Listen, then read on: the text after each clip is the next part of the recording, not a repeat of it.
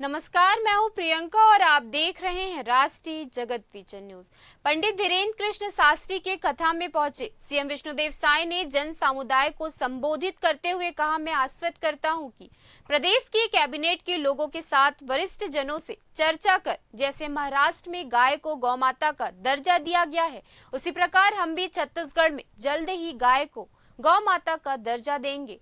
इसके लिए जो भी प्रक्रिया है उसे पूरा कर जल्द ही इसकी घोषणा की जाएगी। हम लोगों से कुछ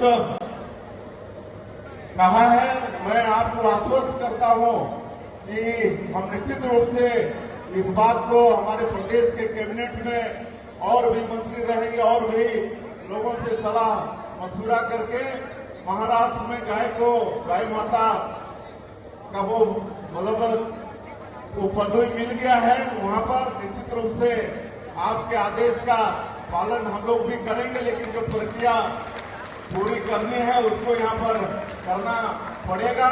और मैं ज्यादा नहीं करते हुए आप सभी लोगों का भी भारी संख्या में जो आप श्री हनुमंत कथा का श्रवण पिछले 5 दिनों से कर रहे हैं और आज समापन के अवसर में भारी संख्या में पधारे हैं, आप सब लोगों को भी मैं नमन करता हूँ और आप सब लोगों का भी आशीर्वाद मार्गदर्शन हम लोगों को हमारी सरकार को मिलता रहे, ऐसा आप लोगों से उम्मीद करते हुए फिर से मैं व्यासपीठ पर विराजमान संत शिरोमणि के चरणों में पूरे छत्तीसगढ़ की तरफ से नमन करते हुए उनके सदैव आशीर्वाद का आकांक्षा करते हुए अपनी बात समाप्त करता हूँ।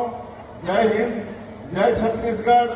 प्रेम से बोलिए सियावर रामचंद्र भगवान की। फिलहाल इस खबर में इतना ही। देश प्रदेश की खबरों से अपडेटेड रहने के लिए हमारे चैनल को सब्सक्राइब करें और नए खबरों के नोटिफिकेशन के लिए बेल आइकॉन जरूर दबाएं। नमस्कार।